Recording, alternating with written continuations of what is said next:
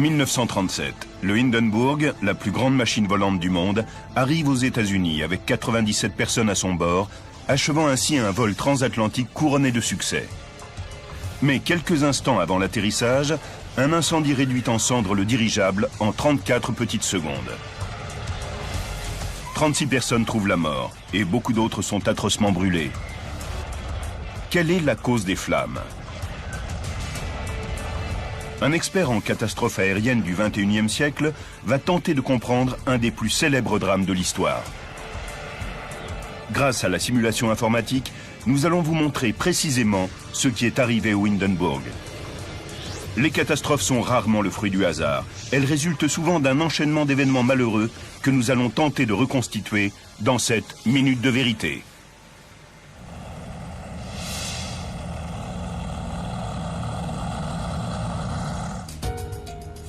Europe. Allemagne. Francfort, le 3 mai 1937. Le LZ-129 Hindenburg, la plus grande machine volante jamais construite, sort de son hangar. Sa destination, Lakehurst, dans le New Jersey. Cette traversée est un événement, puisqu'il s'agit pour ce ballon de son premier vol avec passagers au-dessus de l'Atlantique. Depuis sa construction en mars 1936, le dirigeable a effectué avec succès 62 vols d'essai ou vols publicitaires. Construit par la société Zeppelin, ce géant de 245 mètres de long est grand comme un paquebot et haut comme un bâtiment de 13 étages. Les 36 passagers qui vont monter à bord ce soir-là seront cantonnés dans des quartiers situés dans la partie avant du dirigeable. La plupart sont des hommes d'affaires, mais on compte aussi une des premières familles à voler à bord du Hindenburg. Il s'agit d'Hermann et Mathilde Donner et de leurs 3 enfants, Irène, Walter et Werner. Cette famille aisée qui vit à 11 000 km de là, au Mexique, rentre de vacances à la neige passée dans la mer Patrie. Pour Werner, âgé à l'époque de 8 ans, voyager à bord d'un dirigeable est une chance incroyable. Les Zeppelins étaient très à la mode à l'époque. C'était un moyen original de se déplacer. On pense alors que les dirigeables sont les paquebots du futur, même s'ils sont encore un luxe réservé aux plus fortunés. Un aller simple coûte la bagatelle de 4 000 $, soit l'équivalent actuel de 4 100 €. Mais à ce prix, vous vous offrez le summum du luxe en matière de transport aérien. Un restaurant où la gastronomie côtoie les meilleurs crus, des salons à la dernière mode, sans parler bien sûr de la vue imprenable depuis le pont Promenade. La sœur de Werner, Irène, a 14 ans. Pour elle, ce voyage est l'occasion de sortir de l'enfance et de fréquenter pour la première fois les cercles d'adultes de la bonne société. C'était un événement très particulier pour elle. Durant le voyage, elle a suffisamment mûri pour demander qu'on lui coupe ses nattes. Elle arborait donc une nouvelle coupe de cheveux. Elle était devenue une jeune femme. Au sol, la foule s'est rassemblée pour assister au départ. Pour beaucoup, le simple fait d'admirer ce géant de près est un moment inoubliable. En embarquant, les passagers doivent déposer briquets et allumettes et ils se voient notifier l'interdiction de sortir des quartiers qui leur sont affectés. Et ce, pour une excellente raison. L'enveloppe du dirigeable est un mélange de coton et de lin renforcé, imperméabilisé et rigidifié avec une peinture de protection. Elle abrite 16 cellules de gaz de plus de 30 mètres de haut, contenant près de 200 000 mètres cubes d'hydrogène, un gaz hautement inflammable et plus léger que l'air qui confère sa portance au Hindenburg.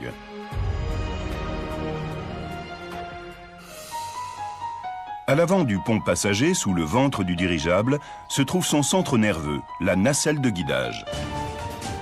Aux commandes, Max Prouss. Avec plus de 20 ans d'expérience, c'est un des commandants de bord les plus chevronnés de la compagnie. Et il a déjà dirigé le Hindenburg à 22 reprises. À 20h15 précise, il ordonne à l'équipe au sol de détacher les cordages d'amarrage. Décollage! L'équipage purge 590 litres d'eau de ballast et le dirigeable entame son ascension.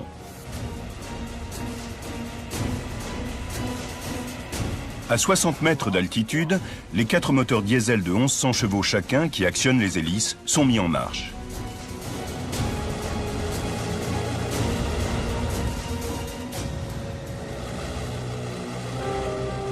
Depuis le pont passager, les donneurs font leurs adieux à leurs familles et à leurs amis. Pour Mathilde, quitter l'Allemagne est un déchirement. Je me souviens que ma mère avait les larmes aux yeux lorsque le dirigeable a décollé.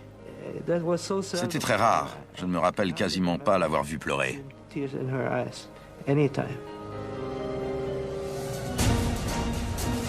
Quelques minutes plus tard, le Hindenburg atteint sa vitesse maximale de 125 km/h. Le trajet de 6500 km devrait être couvert en seulement 2 jours et demi, soit moitié moins qu'avec un bateau. Son plan de vol va lui faire franchir la Hollande, la Manche et l'Atlantique, jusqu'à la côte est des États-Unis. La société Zeppelin a envoyé un de ses responsables, Ernst Lehmann, pour superviser ce voyage d'une importance capitale. C'est un fervent nazi, et il est à bord pour s'assurer que le Hindenburg respectera son plan de vol. En effet, tout retard serait des plus embarrassants. Mais Lehmann n'est pas sans savoir que le dirigeable a un talon d'Achille, le mauvais temps. Des vents forts peuvent le faire dévier de son cap et compliquer les manœuvres d'atterrissage. Une tempête violente pourrait même s'avérer dangereuse. En 1930, le R-101, le fleuron de l'Empire britannique en route pour l'Inde, a été pris dans une tempête au-dessus de Beauvais, en France. Il s'est écrasé, tuant 48 des 54 personnes à son bord. Cette tragédie a mis fin au programme de dirigeables du Royaume-Uni. Entre 1925 et 1935, la marine américaine a perdu 3 de ses dirigeables, victimes de mauvaises conditions météo. En 1937, seul le Los Angeles est encore en service. L'assistant steward Werner Franz n'est pas inquiet pour autant. En 27 ans de vol passager en dirigeable, la compagnie Zeppelin n'a jamais eu d'accident.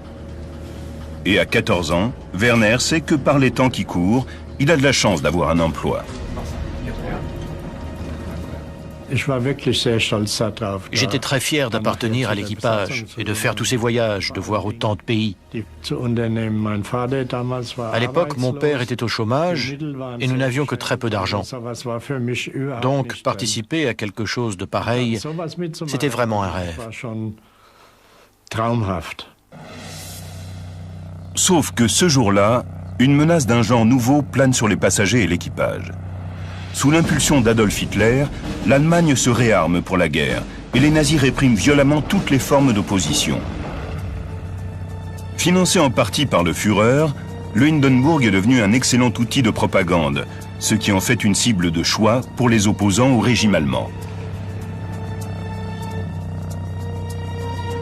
En 1933, le Reichstag avait été incendié et le gouvernement avait émis l'hypothèse d'un sabotage. Or, quelques jours avant ce 3 mai 1937, les autorités ont averti Ernst Lehmann qu'elles avaient reçu des menaces. Des saboteurs, se faisant passer pour d'inoffensifs passagers ou pour des membres d'équipage, ont-ils réussi à embarquer pour détruire le Hindenburg.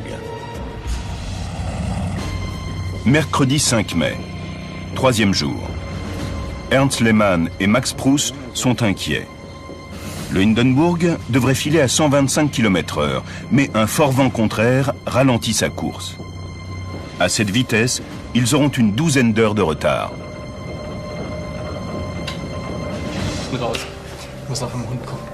Joseph Spar, un Allemand installé à Long Island, à New York, doit retrouver sa famille le lendemain. Après une tournée en Allemagne avec son numéro de music hall mêlant acrobatie et comédie, il se produira bientôt au Radio City Music Hall. Il ramène en cadeau à ses enfants un chien. L'animal voyage dans la soute sur le pont inférieur. Une zone normalement interdite. Joseph Spar doit aller le nourrir régulièrement, mais on l'a prévenu qu'il ne pourrait le faire qu'accompagné par un membre d'équipage. Ernst Lehmann, Max Pruss et un observateur de la société Zeppelin sont les 3 seules personnes à bord à être au courant des menaces de sabotage.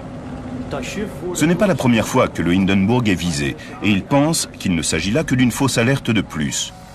Cependant, des agents de renseignement en civil ont embarqué pour surveiller tout comportement suspect. Le commandant de bord, lui, a un problème plus immédiat. À cause des forts vents contraires, le dirigeable ne peut maintenir sa vitesse de croisière prévue. Arriver avec du retard serait déjà malvenu, mais il est en outre capital que le retour vers Francfort se fasse le soir même. Le dirigeable doit en effet embarquer des passagers de la haute société qui se rendent à Londres pour le couronnement du roi George VI. C'est l'événement mondain de l'année, et si le Hindenburg n'achemine pas les invités à temps, ce sera une catastrophe pour son image de marque. Une fois le dîner terminé, les passagers se retirent dans leur cabine pour leur dernière nuit à bord. Dans quelques heures, ils seront dans le New Jersey. Werner Franz goûte un repos bien mérité, d'autant que le lendemain, il ne va pas chômer pour préparer le voyage retour. Jeudi 6 mai, 6 heures du matin. Le Hindenburg aurait déjà dû se poser sur la base navale de Lakehurst, mais il en est encore à 1130 km. Il ne prévoit d'y atterrir qu'à 18 heures, soit avec 12 heures de retard. Lehmann et Prouss devaient disposer de 16 heures pour se poser, débarquer les passagers et le fret, refaire le plein, embarquer le ravitaillement et redécoller à 22 heures. Ils n'auront que 4 petites heures. Il faudra faire vite. À 14 heures, Madame Denner fait les valises de toute la famille. Sur le pont passager, Joseph Spar a hâte de revoir sa femme et ses enfants. Il imagine déjà leur joie lorsqu'il leur montrera le chien qu'il leur a acheté. Le Hindenburg approche de New York, à 80 km au nord-est de sa destination, et les passagers admirent la vue imprenable sur Manhattan.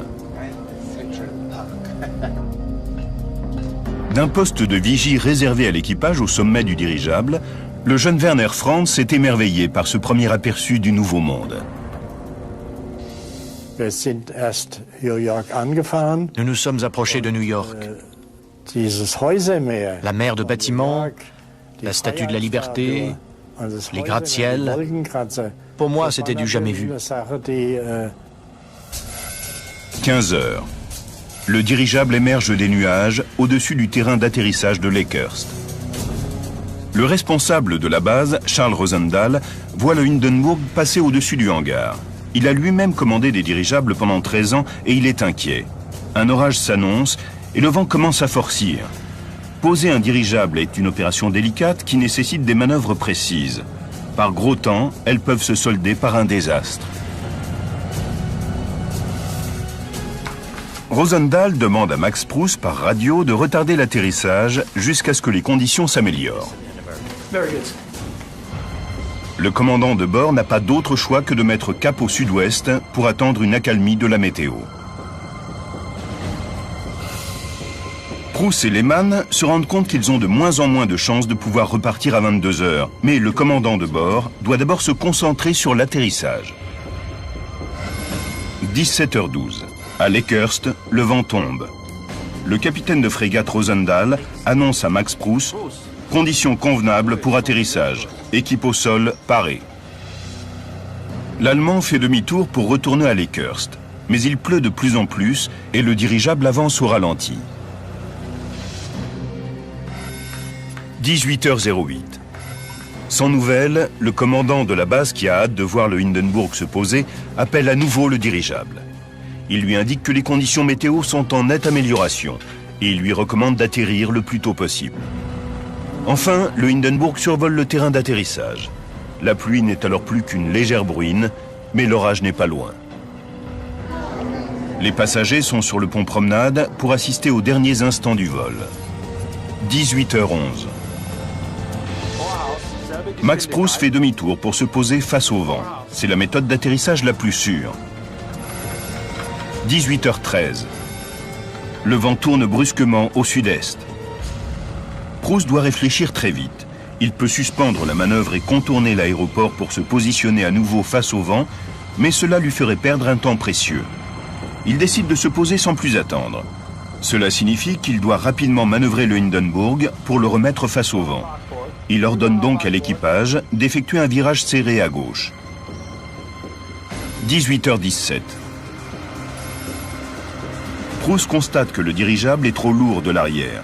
Il faut impérativement l'équilibrer avant l'atterrissage, sinon la queue risque d'être endommagée. 1000 litres des ballasts arrière sont purgés. 18h19. Le commandant de bord ordonne un dernier virage serré à droite pour être à la verticale du mât, mais le dirigeable est toujours trop lourd de l'arrière. Proust demande à 6 membres d'équipage qui se trouvaient au mess, situés à l'arrière, de venir se poster à l'avant du dirigeable. 18h20. Le dirigeable est enfin à l'aplomb du terrain d'atterrissage. Il ralentit et se met en stationnaire. La foule s'est rassemblée pour assister au premier atterrissage de l'année du Hindenburg aux États-Unis. Les journalistes sont là pour filmer les images spectaculaires de l'atterrissage. L'équipage n'a plus qu'à dérouler un câble depuis le nez jusqu'au mât d'amarrage. Ensuite, c'est l'équipe au sol qui treuillera le dirigeable jusqu'au sol.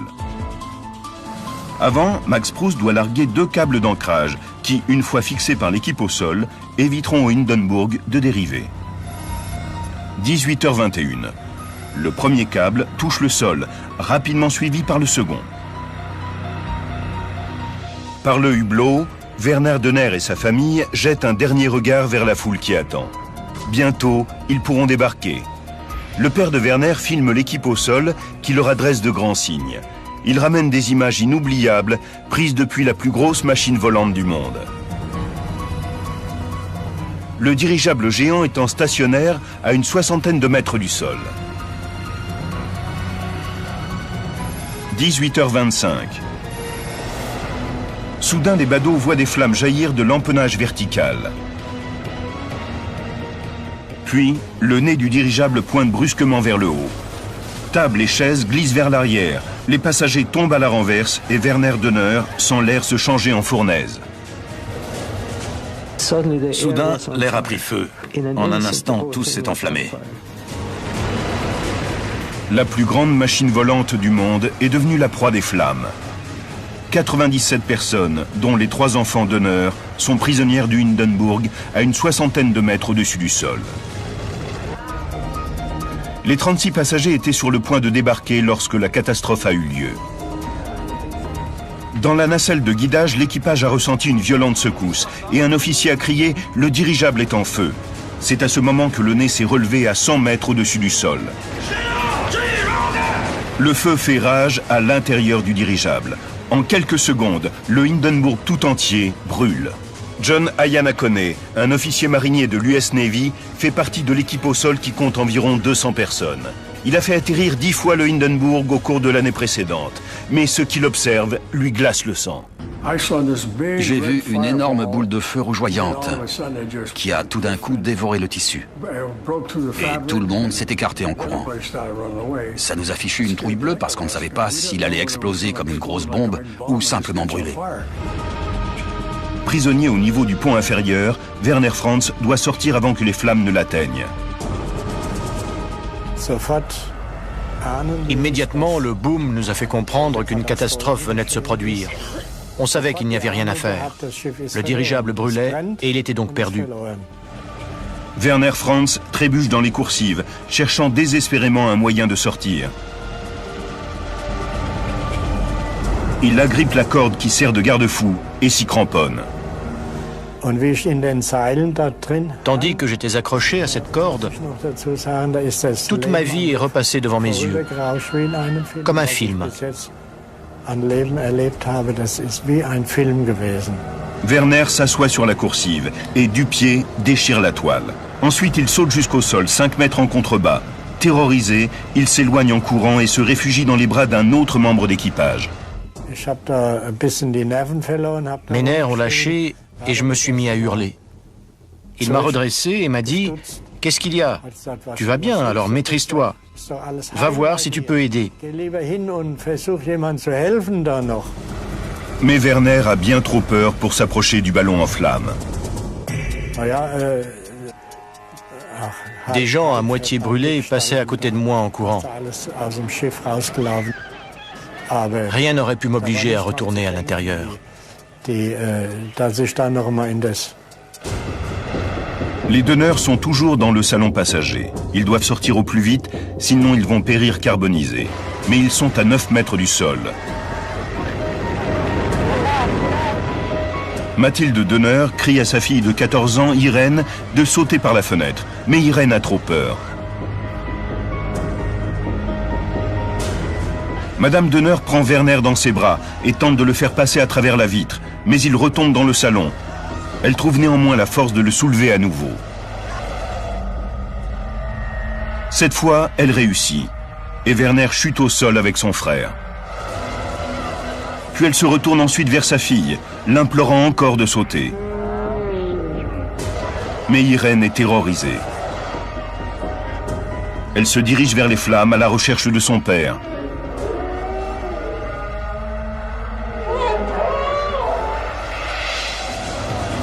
Désespérée, Madame Donner se laisse tomber à son tour pour rejoindre ses fils. L'acrobate Joseph Spar saute également du salon passager. Il roule sur le sol, se relève et s'éloigne en boitillant sans pouvoir sauver son chien. « 34 secondes après l'apparition des premières lueurs oranges, le ballon est entièrement en flammes. Sa carcasse s'écrase au sol. Le dirigeable est entièrement détruit. Les ambulances acheminent les blessés vers les hôpitaux. Werner et sa mère sont grièvement blessés. Walter, le frère de Werner, n'est que légèrement brûlé, mais M. Donner est mort. Un homme d'équipage parvient à extraire Irène de l'épave en flammes, mais la jeune fille est gravement atteinte. Ma sœur était tellement mal en point qu'elle a été admise dans un autre service de l'hôpital, sûrement en soins intensifs. Ma mère s'est beaucoup plainte d'être séparée de sa fille. Le lendemain, les médecins viennent leur donner des nouvelles. Irène est décédée de ses brûlures dans la nuit. Elle n'avait que 14 ans. Ma mère était très en colère vis-à-vis de la direction de l'hôpital, car elle n'a pas pu revoir sa fille. Mais c'était sans doute mieux ainsi, vu son état. Max Prouss a survécu, mais il est gravement brûlé. Ernst Lehmann, lui, est mortellement blessé. Sur les 97 personnes présentes à bord, 29 sont mortes, 6 autres décéderont à l'hôpital et un membre de l'équipe au sol a perdu la vie. La nouvelle de la catastrophe fait le tour du monde. Des caméras ont immortalisé le drame. Dans les cinémas, les spectateurs sont choqués et horrifiés par ces images montrant l'accident et ses conséquences tragiques. Mais quelle en est la cause? Quelle est la cause de cette tragédie? Les Allemands avaient un bilan de sécurité de 100% avec leurs dirigeables commerciaux. Et le Hindenburg, qui faisait la fierté du Troisième Reich, était à la pointe de la technologie. Les États-Unis et l'Allemagne ouvrent une enquête commune. On interroge les membres d'équipage et les passagers qui ont survécu, on enregistre les dépositions de plus de 90 témoins oculaires, mais en 1937, il n'y a aucune boîte noire pour faire avancer l'enquête. Aussi, depuis l'accident, un bon nombre de théories, dont certaines très polémiques, ont été avancées. Et le débat fait encore rage aujourd'hui. En retraçant le fil des événements et en analysant en détail l'enquête qui a été faite, nous allons vous révéler ce qui s'est vraiment passé. Quelle est la cause de l'incendie du Hindenburg? Un sabotage? Et pourquoi le feu a-t-il consumé le dirigeable en seulement 34 secondes? La simulation informatique va vous emmener là où aucune caméra ne peut aller, au cœur de la catastrophe. Greg Feiss est l'un des plus grands spécialistes américains des catastrophes aériennes. Il a travaillé pendant 20 ans au NTSB, l'équivalent du bureau Enquête et Analyse, dont il a dirigé pendant 8 ans la GoTeam, l'équipe qui enquête sur tous les grands crashs survenant aux États-Unis. Il a travaillé sur certains des accidents les plus complexes et les plus déroutants.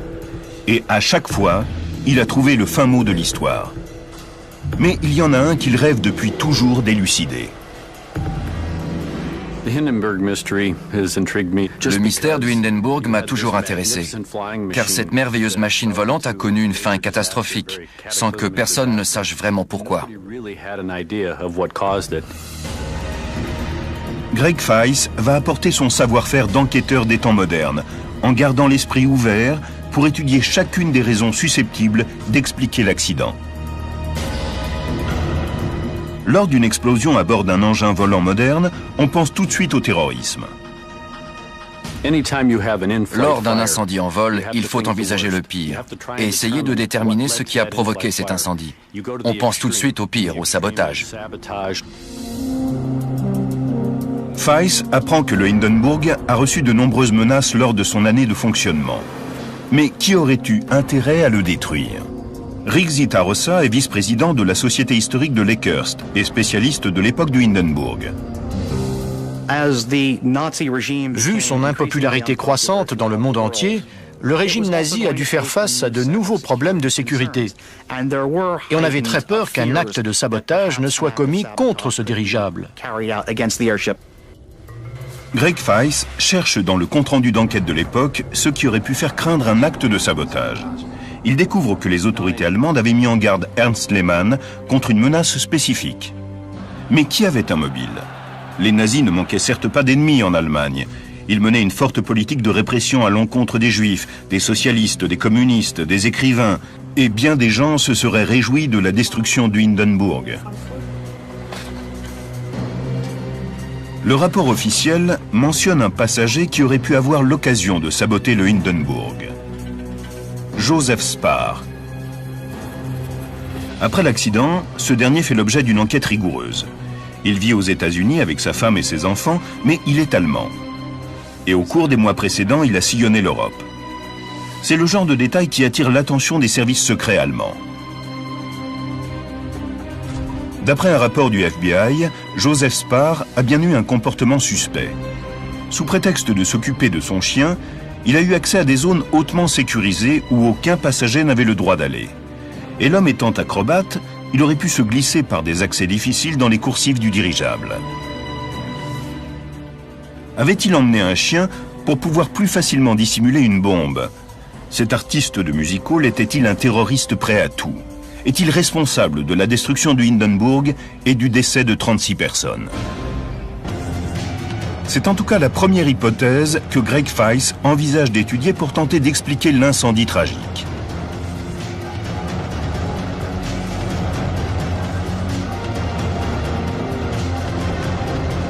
Une bonne partie de l'équipage du Hindenburg penchait pour la thèse du sabotage. Mais Greg Feiss se doit de voir si cette hypothèse est plausible. Une phrase attire son attention dans une des dépositions des passagers. L'acrobate Joseph Spar a bien disparu, seul, à plusieurs reprises, dans des zones interdites d'accès où se trouvaient les réservoirs de carburant. Il disait aller voir comment se portait son chien, mais aurait-il pu, en fait, chercher un endroit où poser une bombe? Feiss sait que le FBI a ouvert une enquête sur Joseph Spar, qui n'a mis en lumière aucun mobile, mais il veut lui-même réétudier soigneusement les faits et gestes de l'acrobate. Il étudie donc les films d'archives et les dépositions des témoins oculaires qui expliquent que le feu a pris au sommet du dirigeable, près de l'empennage vertical.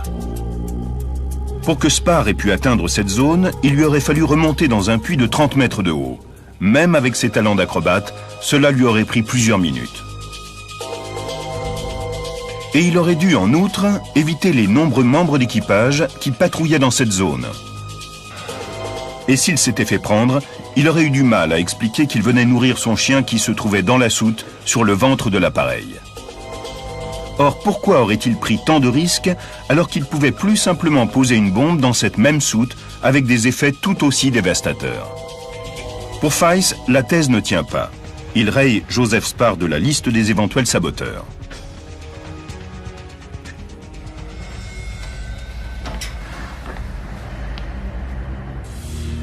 Un autre élément lui permet d'exclure cette piste.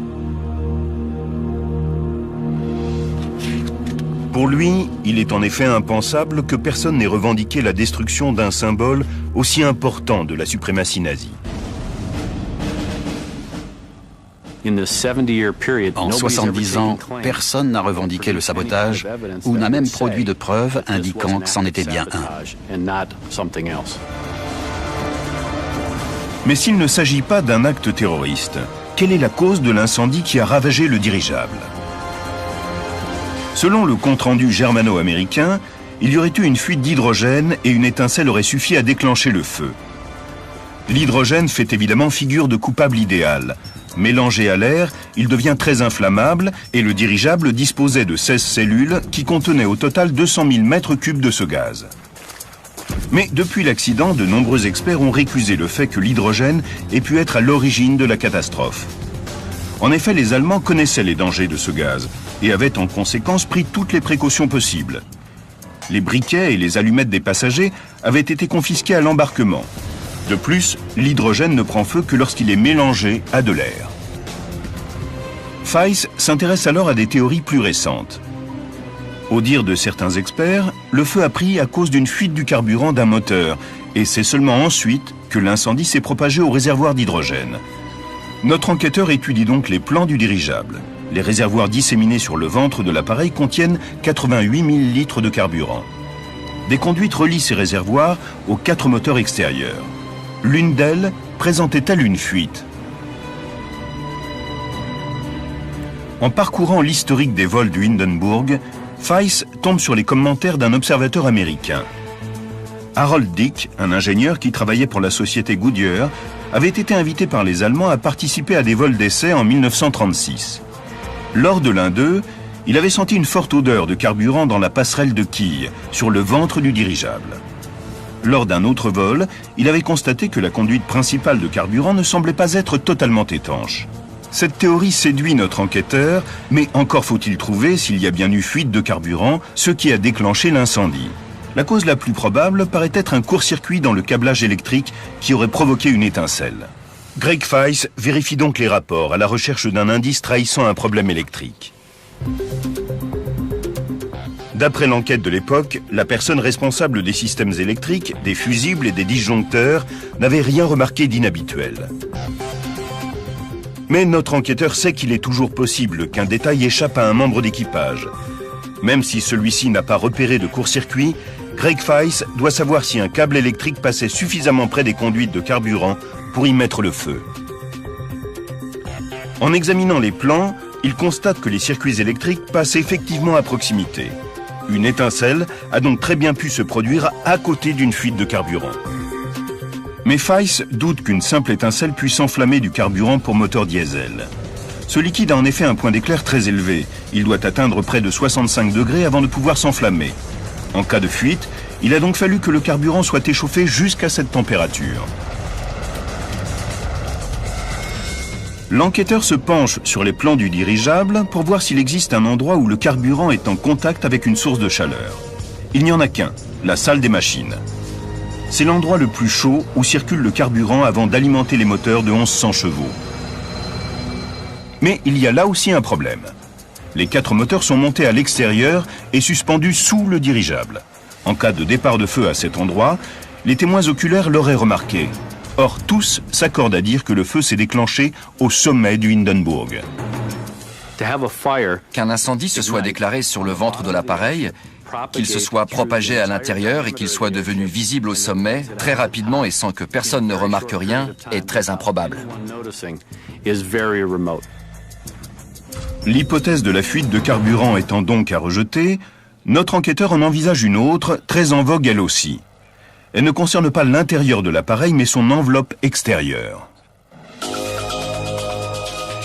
Cette enveloppe est faite d'un tissu à base de coton et de lin, recouvert d'un enduit de protection qui le rend imperméable et protège les cellules de gaz de la chaleur des rayons solaires. L'enduit appliqué sur le Hindenburg est une nouvelle peinture, appelée acétate butyrate de cellulose, un produit plus inflammable que les peintures utilisées jusque-là. Certains pensent donc que pour une raison ou une autre, c'est l'enveloppe extérieure qui a pris feu. Les images d'archives montrent que l'incendie s'est propagé à tout le dirigeable en 34 secondes seulement. Mais l'enduit est-il aussi inflammable?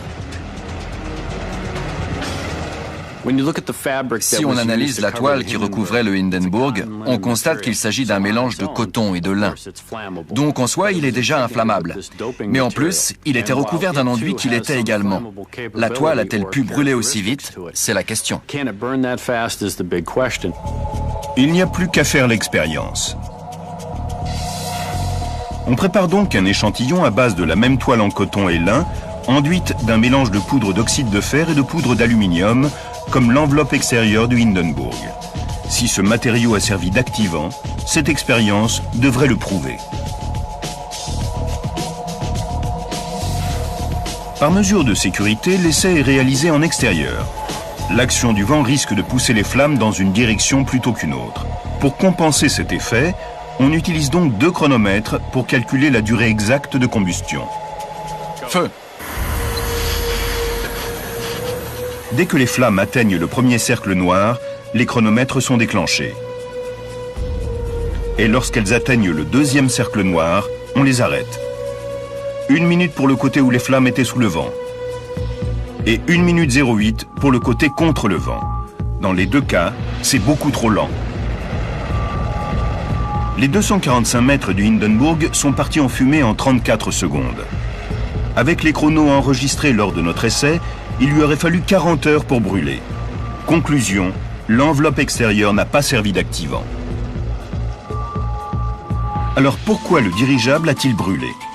Le compte-rendu initial était-il dans le vrai? Faut-il incriminer l'hydrogène? Un enquêteur doit se demander qu'est-ce qui peut brûler un tube de 245 mètres de long en seulement quelques secondes. Il fait donc appel au professeur Nick Syred, un ingénieur en mécanique spécialisé depuis 30 ans dans les taux de combustion, pour calculer si c'est bien l'hydrogène qui a consumé le Hindenburg. Le dirigeable mesurait 245 mètres de long, et le professeur Syred sait que l'hydrogène peut se propager à raison de 9 mètres secondes. J'ai fait des calculs sur la vitesse des flammes produites par de l'hydrogène. Et il est parfaitement envisageable qu'en l'espace d'une trentaine de secondes, les flammes aient consumé tout le Hindenburg. Il n'y avait rien d'autre à bord susceptible de brûler aussi vite et de le détruire dans un tel laps de temps. Il faut donc se rendre à l'évidence. L'hydrogène est bien l'activant.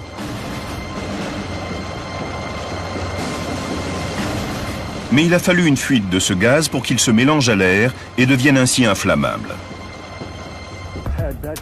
En épluchant les déclarations des témoins, Feiss découvre un élément susceptible de trahir une fuite d'hydrogène.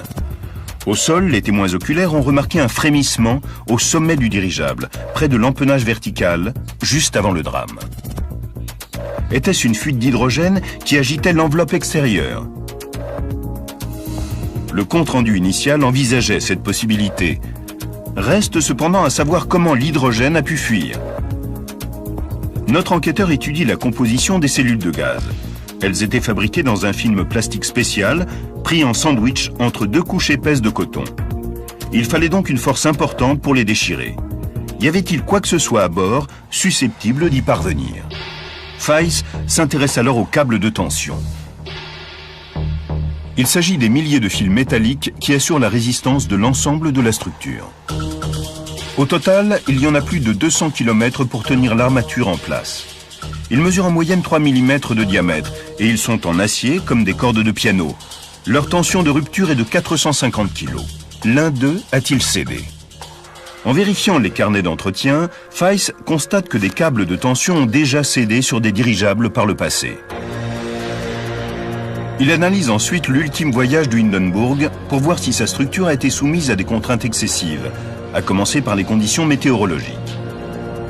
Le dirigeable a affronté un fort vent de face pendant tout le trajet au-dessus de l'Atlantique, mais d'après le carnet de bord, il avait connu pire.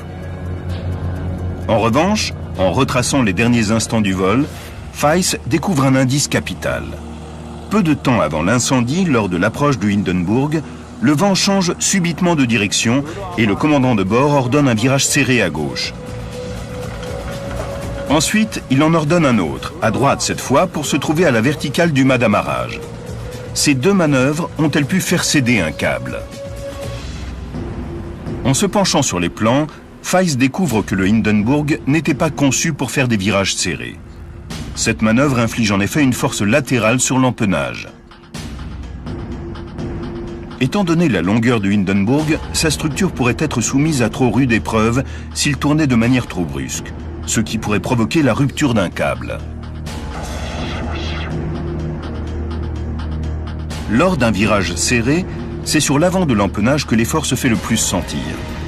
Or, d'après les témoins, c'est vraisemblablement là que l'incendie s'est déclaré.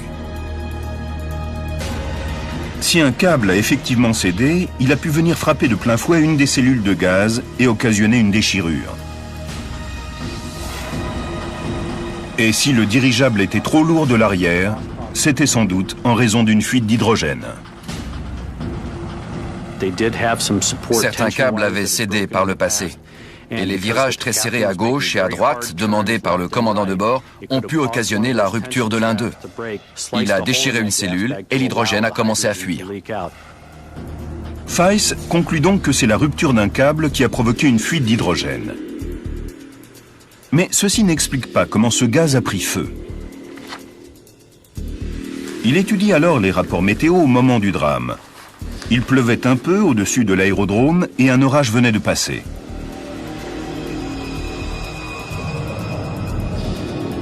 On voyait encore des éclairs zébrer le ciel au-dessus de Lakehurst. Même si personne n'a vu le moindre éclair frapper le dirigeable, dans de telles conditions météo, l'air est fortement chargé en électricité. Se pourrait-il que ce soit là la source de l'étincelle? On savait déjà à l'époque qu'en volant, un dirigeable accumule des dizaines de milliers de volts sous forme d'électricité statique, comme un ballon de baudruche qu'on frotte sur un pull. Cet effet est encore accentué lorsque le temps est à l'orage. Tant qu'il reste en l'air, le dirigeable ne risque rien puisque l'ensemble de la machine, le squelette d'aluminium et l'enveloppe extérieure, est chargé de manière égale. Mais tout change dès qu'une partie se retrouve en contact avec le sol. Sur les films d'archives, il n'est pas difficile de voir exactement comment les choses se sont passées. Lors des dernières manœuvres d'atterrissage, l'équipage déroule les premiers cordages d'amarrage. Avec la pluie, ces derniers se mouillent et deviennent conducteurs. La charge électrique de la structure métallique est donc aussitôt transmise au sol. Instantanément, son voltage tombe à zéro. Mais l'enveloppe extérieure en lin et coton, bien moins conductrice, conserve, elle, un voltage élevé. Ce sont les conditions idéales pour provoquer une étincelle entre l'enveloppe et l'armature.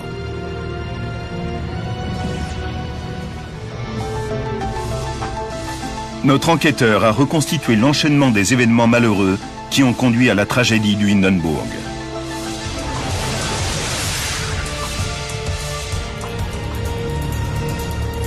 H moins 14 minutes. Le Hindenburg entame son approche. L'électricité statique s'est accumulée de manière égale sur l'ensemble de l'appareil. H moins 11 minutes. Le vent change subitement de direction. Au lieu de faire le tour de l'aérodrome en décrivant une grande boucle, le commandant de bord, désireux de se poser le plus rapidement possible, ordonne un virage serré à gauche. Trop sollicité par cette manœuvre, un câble situé près de la cellule de gaz numéro 4 cède. Il la perfore et l'hydrogène commence à s'en échapper. H moins 8 minutes. Max Prouss constate que le dirigeable est trop lourd de l'arrière et demande qu'on purge les ballasts pour rétablir l'équilibre. Puis il ordonne un nouveau virage serré, à droite cette fois-ci, pour pointer en direction du mât d'amarrage. Le dirigeable étant encore trop lourd de l'arrière, le commandant de bord ordonne à 6 hommes d'équipage de se placer sur l'avant pour corriger l'assiette. Mais il est trop accaparé par les manœuvres d'atterrissage pour se rendre compte que si le dirigeable est déséquilibré, c'est à cause d'une fuite d'hydrogène. H moins 4 minutes. Le Hindenburg s'arrête et largue ses cordages d'amarrage. Des témoins au sol remarquent un frémissement près de l'empennage. C'est la fuite d'hydrogène qui produit cet effet.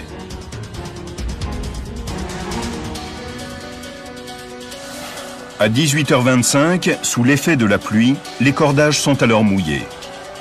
La charge électrique est transmise des parties métalliques du dirigeable jusqu'au sol.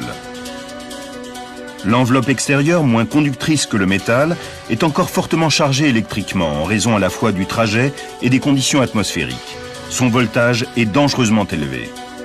Cherchant le moyen le plus rapide de rejoindre la Terre, une étincelle se forme entre l'enveloppe et l'armature, mettant le feu à l'hydrogène qui s'est échappé de la cellule numéro 4.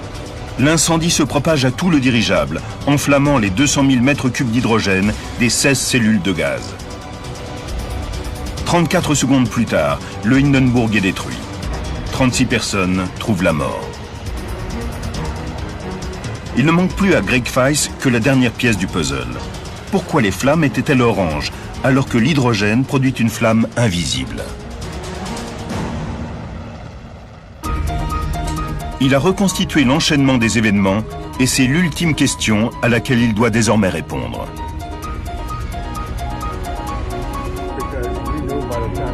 Les témoins oculaires qu'il a pu interroger ont tous confirmé la couleur orange des flammes.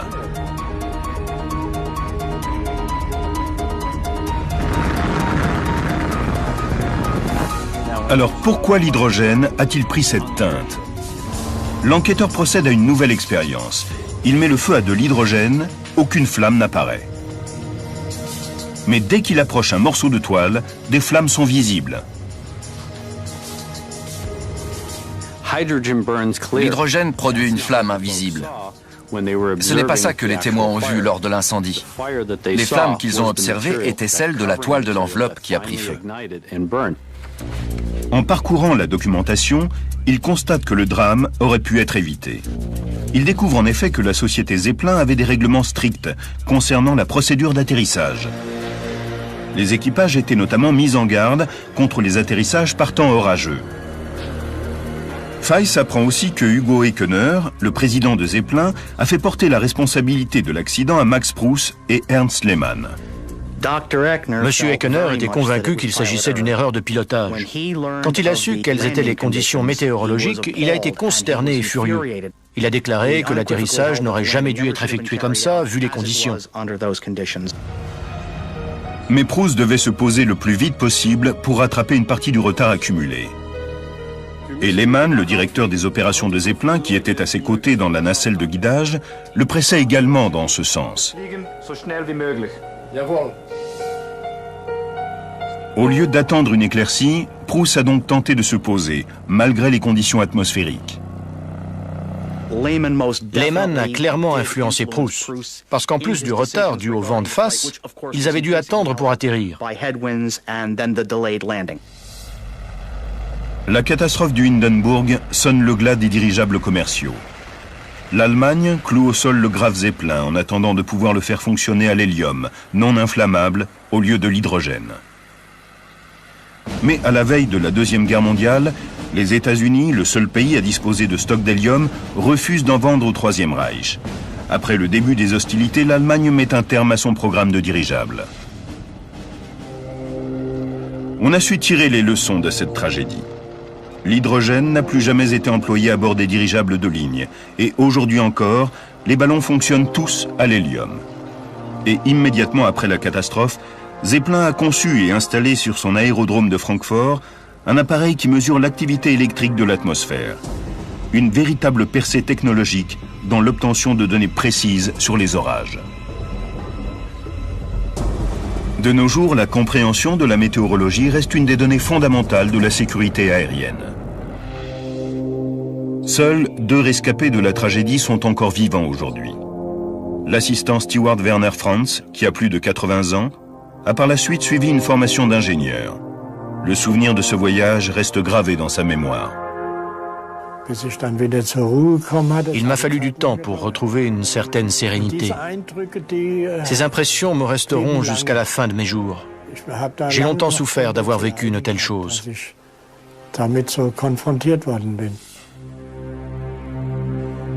Werner Donner est retourné au Mexique avec ce qui restait de sa famille. À 70 ans passés, il vit aux États-Unis. Bien qu'il ait perdu son père et sa sœur, il pense que cet accident lui a apporté quelque chose. Je me demande comment aurait été ma vie sans ça. J'étais un enfant gâté et je suis sûrement devenu meilleur que celui que j'aurais été. Le Hindenburg reste la machine volante la plus grande jamais construite. Et si les voyageurs du XXIe siècle franchissent l'Atlantique en quelques heures, jamais sans doute ils ne connaîtront le luxe et le style qui régnaient à bord de ce dirigeable majestueux.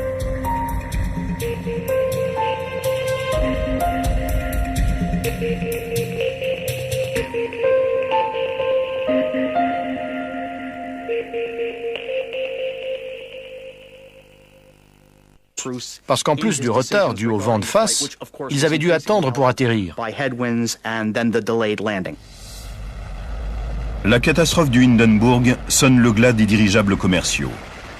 L'Allemagne cloue au sol le Graf Zeppelin en attendant de pouvoir le faire fonctionner à l'hélium, non inflammable, au lieu de l'hydrogène. Mais à la veille de la Deuxième Guerre mondiale, les États-Unis, le seul pays à disposer de stocks d'hélium, refusent d'en vendre au Troisième Reich. Après le début des hostilités, l'Allemagne met un terme à son programme de dirigeables. On a su tirer les leçons de cette tragédie. L'hydrogène n'a plus jamais été employé à bord des dirigeables de ligne. Et aujourd'hui encore, les ballons fonctionnent tous à l'hélium. Et immédiatement après la catastrophe, Zeppelin a conçu et installé sur son aérodrome de Francfort un appareil qui mesure l'activité électrique de l'atmosphère. Une véritable percée technologique dans l'obtention de données précises sur les orages. De nos jours, la compréhension de la météorologie reste une des données fondamentales de la sécurité aérienne. Seuls 2 rescapés de la tragédie sont encore vivants aujourd'hui. L'assistant Stewart Werner Franz, qui a plus de 80 ans, a par la suite suivi une formation d'ingénieur. Le souvenir de ce voyage reste gravé dans sa mémoire. Il m'a fallu du temps pour retrouver une certaine sérénité. Que par les temps qui courent, il a de la chance d'avoir un emploi. J'étais très fier d'appartenir à l'équipage et de faire tous ces voyages, de voir autant de pays. À l'époque, mon père était au chômage et nous n'avions que très peu d'argent. Donc, participer à quelque chose de pareil, c'était vraiment un rêve. Sauf que ce jour-là, une menace d'un genre nouveau plane sur les passagers et l'équipage. Sous l'impulsion d'Adolf Hitler, l'Allemagne se réarme pour la guerre et les nazis répriment violemment toutes les formes d'opposition. Financé en partie par le Führer, le Hindenburg est devenu un excellent outil de propagande, ce qui en fait une cible de choix pour les opposants au régime allemand. En 1933, le Reichstag avait été incendié et le gouvernement avait émis l'hypothèse d'un sabotage. Or, quelques jours avant ce 3 mai 1937, les autorités ont averti Ernst Lehmann qu'elles avaient reçu des menaces. Des saboteurs, se faisant passer pour d'inoffensifs passagers ou pour des membres d'équipage, ont-ils réussi à embarquer pour détruire le Hindenburg. Mercredi 5 mai, 3e jour. Ernst Lehmann et Max Pruss sont inquiets. Le Hindenburg devrait filer à... Une phrase attire son attention dans une des dépositions des passagers. L'acrobate Joseph Spar a bien disparu, seul, à plusieurs reprises, dans des zones interdites d'accès où se trouvaient les réservoirs de carburant. Il disait aller voir comment se portait son chien, mais aurait-il pu, en fait, chercher un endroit où poser une bombe ? Feiss sait que le FBI a ouvert une enquête sur Joseph Spar, qui n'a mis en lumière aucun mobile. Mais il veut lui-même réétudier soigneusement les faits et gestes de l'acrobate.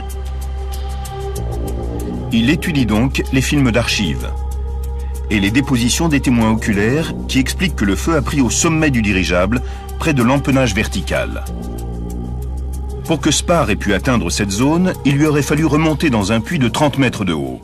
Même avec ses talents d'acrobate, cela lui aurait pris plusieurs minutes. Et il aurait dû, en outre, éviter les nombreux membres d'équipage qui patrouillaient dans cette zone. Et s'il s'était fait prendre, il aurait eu du mal à expliquer qu'il venait nourrir son chien qui se trouvait dans la soute, sur le ventre de l'appareil. Or, pourquoi aurait-il pris tant de risques alors qu'il pouvait plus simplement poser une bombe dans cette même soute avec des effets tout aussi dévastateurs ? Pour Feiss, la thèse ne tient pas. Il raye Joseph Spar de la liste des éventuels saboteurs.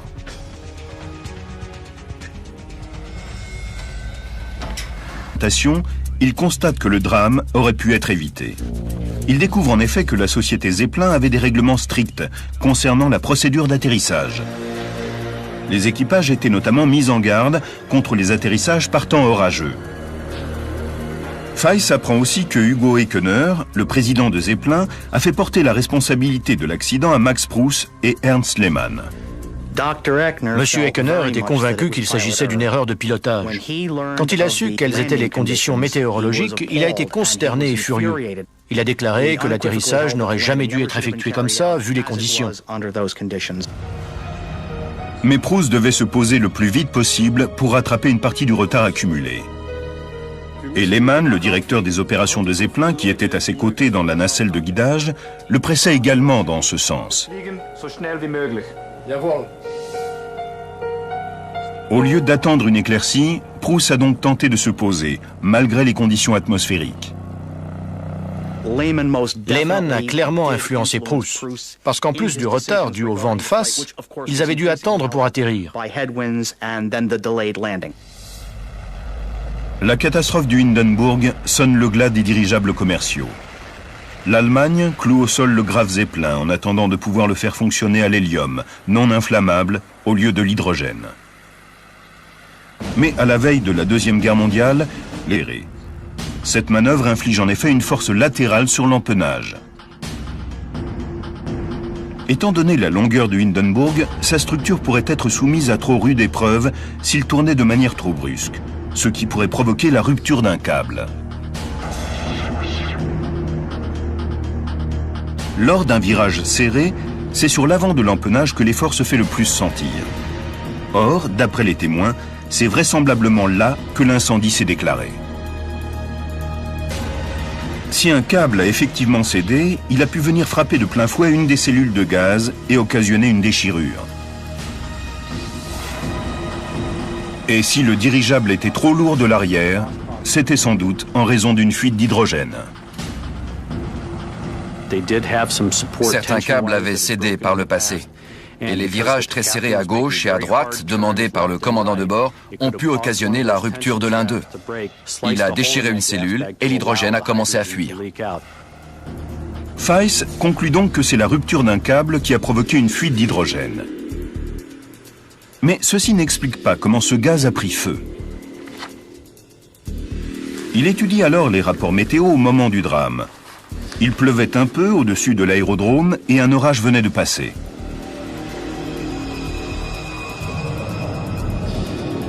On voyait encore des éclairs zébrer le ciel au-dessus de ces brûlures dans la nuit. Elle n'avait que 14 ans. Ma mère était très en colère vis-à-vis de la direction de l'hôpital, car elle n'a pas pu revoir sa fille. Mais c'était sans doute mieux ainsi, vu son état. Max Prouss a survécu, mais il est gravement brûlé. Ernst Lehmann, lui, est mortellement blessé. Sur les 97 personnes présentes à bord, 29 sont mortes, 6 autres décéderont à l'hôpital et un membre de l'équipe au sol a perdu la vie. La nouvelle de la catastrophe fait le tour du monde. Des caméras ont immortalisé le drame. Dans les cinémas, les spectateurs sont choqués et horrifiés par ces images montrant l'accident et ses conséquences tragiques. Mais quelle en est la cause? Quelle est la cause de cette tragédie? Les Allemands avaient un bilan de sécurité de 100% avec leurs dirigeables commerciaux. Et le Hindenburg, qui faisait la fierté du Troisième Reich, était à la pointe de la technologie. Les États-Unis et l'Allemagne ouvrent une enquête commune. On interroge les membres d'équipage et les passagers qui ont survécu, on enregistre les dépositions de plus de 90 témoins oculaires, mais en 1937, il n'y a aucune boîte noire pour faire avancer l'enquête. La catastrophe du Hindenburg sonne le glas des dirigeables commerciaux. L'Allemagne cloue au sol le Graf Zeppelin en attendant de pouvoir le faire fonctionner à l'hélium, non inflammable, au lieu de l'hydrogène. Mais à la veille de la Deuxième Guerre mondiale, les États-Unis, le seul pays à disposer de stocks d'hélium, refusent d'en vendre au Troisième Reich. Après le début des hostilités, l'Allemagne met un terme à son programme de dirigeables. On a su tirer les leçons de cette tragédie. L'hydrogène n'a plus jamais été employé à bord des dirigeables de ligne. Et aujourd'hui encore, les ballons fonctionnent tous à l'hélium. Et immédiatement après la catastrophe, Zeppelin a conçu et installé sur son aérodrome de Francfort un appareil qui mesure l'activité électrique de l'atmosphère. Une véritable percée technologique dans l'obtention de données précises sur les orages. De nos jours, la compréhension de la météorologie reste une des données fondamentales de la sécurité aérienne. Seuls 2 rescapés de la tragédie sont encore vivants aujourd'hui. L'assistant Stewart Werner Franz, qui a plus de 80 ans, a par la suite suivi une formation d'ingénieur. Le souvenir de ce voyage reste gravé dans sa mémoire. Il m'a fallu du temps pour retrouver une certaine sérénité. Ces impressions me resteront jusqu'à la fin de mes jours. J'ai longtemps souffert d'avoir vécu une telle chose. De Lakehurst. Même si personne n'a vu le moindre éclair frapper le dirigeable, dans de telles conditions météo, l'air est fortement chargé en électricité. Se pourrait-il que ce soit là la source de l'étincelle? On savait déjà à l'époque qu'en volant, un dirigeable accumule des dizaines de milliers de volts sous forme d'électricité statique, comme un ballon de baudruche qu'on frotte sur un pull. Cet effet est encore accentué lorsque le temps est à l'orage. Tant qu'il reste en l'air, le dirigeable ne risque rien puisque l'ensemble de la machine, le squelette d'aluminium et l'enveloppe extérieure, est chargé de manière égale. Mais tout change dès qu'une partie se retrouve en contact avec le sol. Sur les films d'archives, il n'est pas difficile de voir exactement comment les choses se sont passées. Lors des dernières manœuvres d'atterrissage, l'équipage déroule les premiers cordages d'amarrage. Avec la pluie, ces derniers se mouillent et deviennent conducteurs. La charge électrique de la structure métallique est donc aussitôt transmise au sol. Instantanément, son voltage tombe à 0. Mais l'enveloppe extérieure en lin et coton, bien moins conductrice, conserve, elle, un voltage élevé. Ce sont les conditions idéales pour provoquer une étincelle entre l'enveloppe et l'armature.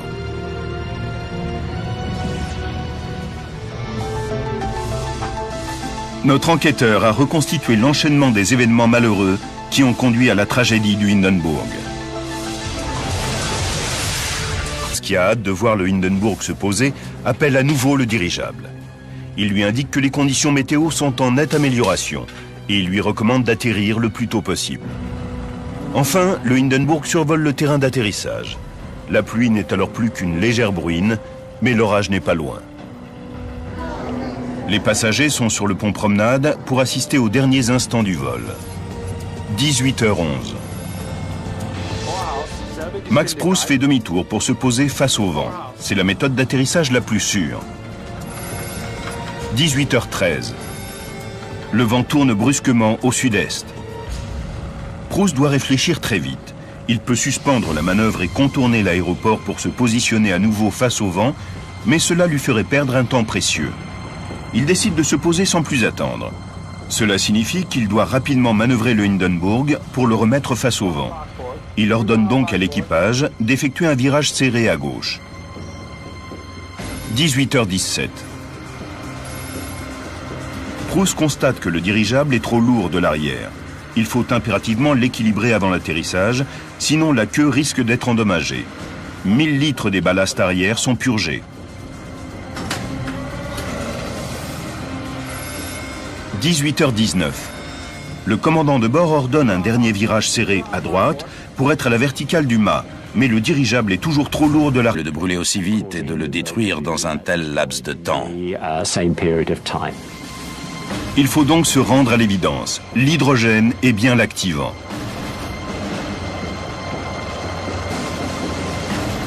Mais il a fallu une fuite de ce gaz pour qu'il se mélange à l'air et devienne ainsi inflammable. En épluchant les déclarations des témoins, Feiss découvre un élément susceptible de trahir une fuite d'hydrogène. Au sol, les témoins oculaires ont remarqué un frémissement au sommet du dirigeable, près de l'empennage vertical, juste avant le drame. Était-ce une fuite d'hydrogène qui agitait l'enveloppe extérieure? Le compte-rendu initial envisageait cette possibilité. Reste cependant à savoir comment l'hydrogène a pu fuir. Notre enquêteur étudie la composition des cellules de gaz. Elles étaient fabriquées dans un film plastique spécial, pris en sandwich entre deux couches épaisses de coton. Il fallait donc une force importante pour les déchirer. Y avait-il quoi que ce soit à bord susceptible d'y parvenir? Feiss s'intéresse alors aux câbles de tension. Il s'agit des milliers de fils métalliques qui assurent la résistance de l'ensemble de la structure. Au total, il y en a plus de 200 km pour tenir l'armature en place. Ils mesurent en moyenne 3 mm de diamètre et ils sont en acier comme des cordes de piano. Leur tension de rupture est de 450 kg. L'un d'eux a-t-il...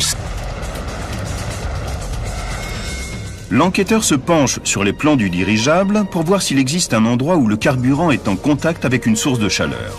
Il n'y en a qu'un, la salle des machines. C'est l'endroit le plus chaud où circule le carburant avant d'alimenter les moteurs de 1100 chevaux. Mais il y a là aussi un problème. Les 4 moteurs sont montés à l'extérieur et suspendus sous le dirigeable. En cas de départ de feu à cet endroit, les témoins oculaires l'auraient remarqué. Or, tous s'accordent à dire que le feu s'est déclenché au sommet du Hindenburg. Qu'un incendie se soit déclaré sur le ventre de l'appareil, qu'il se soit propagé à l'intérieur et qu'il soit devenu visible au sommet, très rapidement et sans que personne ne remarque rien, est très improbable. L'hypothèse de la fuite de carburant étant donc à rejeter, notre enquêteur en envisage une autre, très en vogue elle aussi. Elle ne concerne pas l'intérieur de l'appareil, mais son enveloppe extérieure. Cette enveloppe est faite d'un tissu à base de coton et de lin, recouvert d'un enduit de protection qui le rend imperméable et protège les cellules de gaz de la chaleur des rayons solaires. L'enduit appliqué sur le Hindenburg est une nouvelle peinture, appelée acétate butyrate de cellulose, un produit plus inflammable que les peintures utilisées jusque-là. Certains pensent donc que pour une raison où l'enveloppe et l'armature, mettant le feu à l'hydrogène qui s'est échappé de la cellule numéro 4.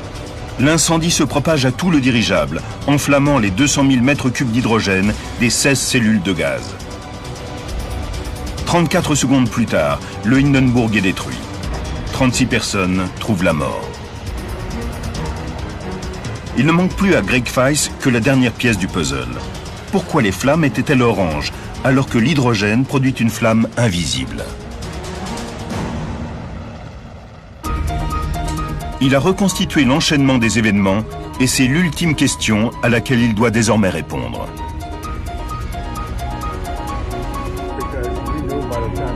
Les témoins oculaires qu'il a pu interroger ont tous confirmé la couleur orange des flammes.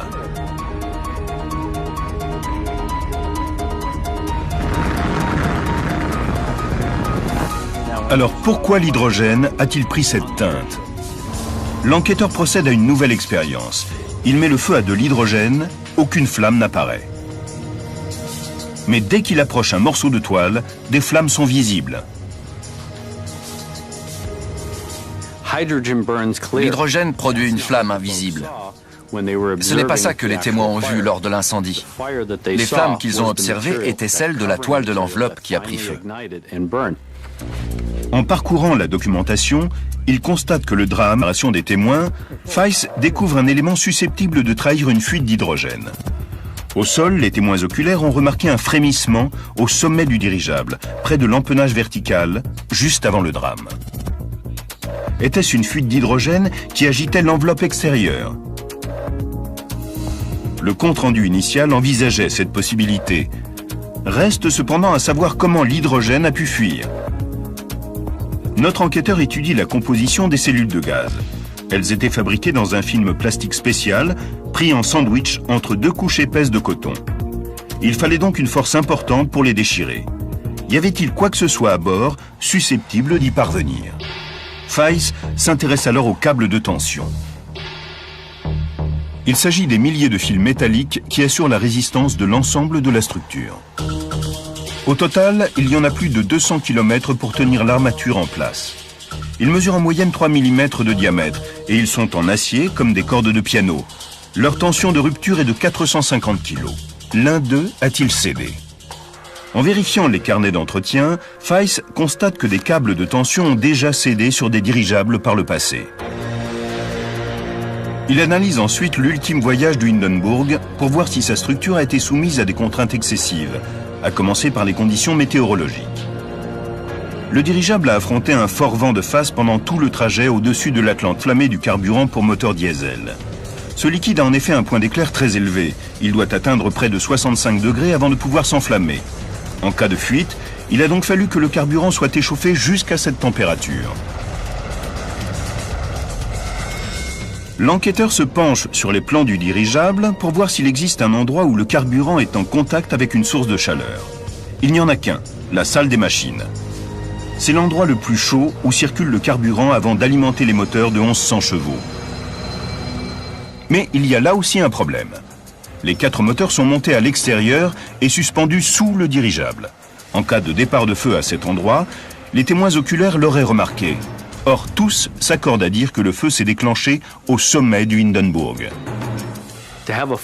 Qu'un incendie se soit déclaré sur le ventre de l'appareil, qu'il se soit propagé à l'intérieur et qu'il soit devenu visible au sommet, très rapidement et sans que personne ne remarque rien, est très improbable. L'hypothèse de la fuite de carburant étant donc à rejeter, notre enquêteur en envisage une autre, très en vogue elle aussi. Elle ne concerne pas l'intérieur de l'appareil, mais son enveloppe extérieure. Cette enveloppe est faite d'un tissu à base de coton et de lin, recouvert d'un enduit de protection qui le rend imperméable et protège les cellules de gaz de la chaleur des rayons solaires. L'enduit appliqué sur le Hindenburg. Qu'un incendie se soit déclaré sur le ventre de l'appareil, qu'il se soit propagé à l'intérieur et qu'il soit devenu visible au sommet, très rapidement et sans que personne ne remarque rien, est très improbable. L'hypothèse de la fuite de carburant étant donc à rejeter, notre enquêteur en envisage une autre, très en vogue elle aussi. Elle ne concerne pas l'intérieur de l'appareil, mais son enveloppe extérieure. Cette enveloppe est faite d'un tissu à base de coton et de lin, recouvert d'un enduit de protection qui le rend imperméable et protège les cellules de gaz de la chaleur des rayons solaires. L'enduit appliqué sur le Hindenburg est une nouvelle peinture, appelée acétate butyrate de cellulose, un produit plus inflammable que les peintures utilisées jusque-là. Certains pensent donc que pour une raison ou une autre, c'est l'enveloppe extérieure qui a pris feu. Les images d'archives montrent que l'incendie s'est propagé à tout le dirigeable en 34 secondes seulement. Mais l'enduit est-il aussi inflammable? Si on analyse la toile qui recouvrait le Hindenburg, on constate qu'il s'agit d'un mélange de coton et de lin. Donc en soi, il est déjà inflammable. Mais en plus, il était recouvert d'un enduit qui l'était également. La toile a-t-elle pu brûler aussi vite? C'est la question. Il n'y a plus pourquoi aurait-il pris tant de risques alors qu'il pouvait plus simplement poser une bombe dans cette même soute avec des effets tout aussi dévastateurs. Pour Feiss, la thèse ne tient pas. Il raye Joseph Spar de la liste des éventuels saboteurs.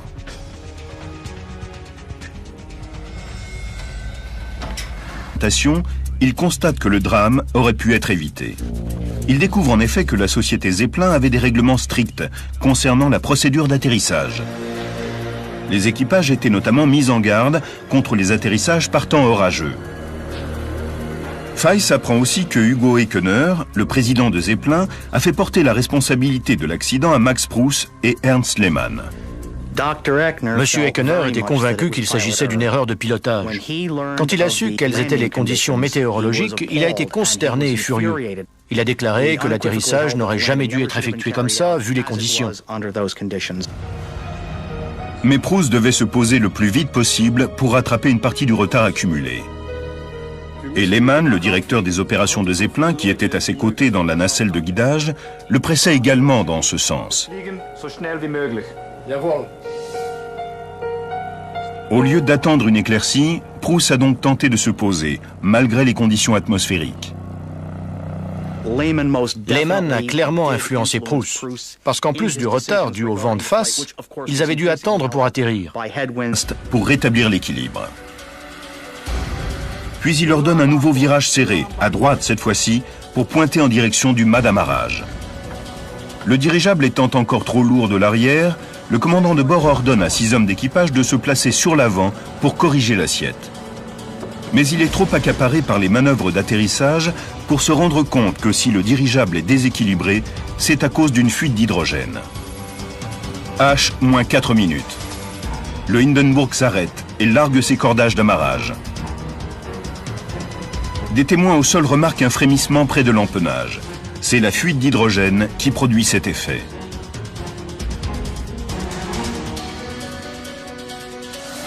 À 18h25, sous l'effet de la pluie, les cordages sont alors mouillés. La charge électrique est transmise des parties métalliques du dirigeable jusqu'au sol. L'enveloppe extérieure, moins conductrice que le métal, est encore fortement chargée électriquement en raison à la fois du trajet et des conditions atmosphériques. Son voltage est dangereusement élevé. Cherchant le moyen le plus rapide de rejoindre la Terre, une étincelle se forme entre l'enveloppe et l'armature, mettant le feu à l'hydrogène qui s'est échappé de la cellule numéro 4. L'incendie se propage à tout le dirigeable, enflammant les 200 000 mètres cubes d'hydrogène des 16 cellules de gaz. 34 secondes plus tard, le Hindenburg est détruit. 36 personnes, conditions convenables pour atterrissage. Équipe au sol, parée. L'Allemand fait demi-tour pour retourner à Lakehurst. Mais il pleut de plus en plus et le dirigeable avance au ralenti. 18h08. Sans nouvelles, le commandant de la base qui a hâte de voir le Hindenburg se poser appelle à nouveau le dirigeable. Il lui indique que les conditions météo sont en nette amélioration et il lui recommande d'atterrir le plus tôt possible. Enfin, le Hindenburg survole le terrain d'atterrissage. La pluie n'est alors plus qu'une légère bruine, mais l'orage n'est pas loin. Les passagers sont sur le pont Promenade pour assister aux derniers instants du vol. 18h11. Max Proust fait demi-tour pour se poser face au vent. C'est la méthode d'atterrissage la plus sûre. 18h13. Le vent tourne brusquement au sud-est.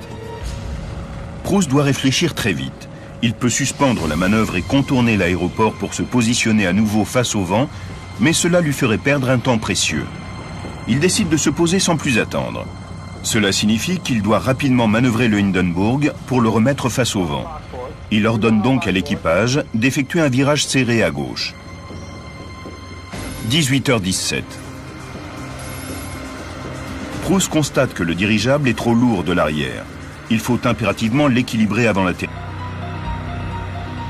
Par le hublot, Werner Donner et sa famille jettent un dernier regard vers la foule qui attend. Bientôt, ils pourront débarquer. Le père de Werner filme l'équipe au sol qui leur adresse de grands signes. Il ramène des images inoubliables prises depuis la plus grosse machine volante du monde. Le dirigeable géant étant stationnaire à une 60aine de mètres du sol. 18h25. Soudain, les badauds voient des flammes jaillir de l'empennage vertical. Puis, le nez du dirigeable pointe brusquement vers le haut. Tables et chaises glissent vers l'arrière. Les passagers tombent à la renverse et Werner Donner sent l'air se changer en fournaise. Soudain, l'air a pris feu. En un instant, tout s'est enflammé. La plus grande machine volante du monde est devenue la proie des flammes. 97 personnes, dont les 3 enfants d'honneur, sont prisonnières du Hindenburg à une 60aine de mètres au-dessus du sol. Les 36 passagers étaient sur le point de débarquer lorsque la catastrophe a eu lieu. Dans la nacelle de guidage, l'équipage a ressenti une violente secousse et un officier a crié « Le dirigeable est en feu ». C'est à ce moment que le nez s'est relevé à 100 mètres au-dessus du sol. Le feu fait rage à l'intérieur du dirigeable fonctionnement. Mais qui aurait eu intérêt à le détruire?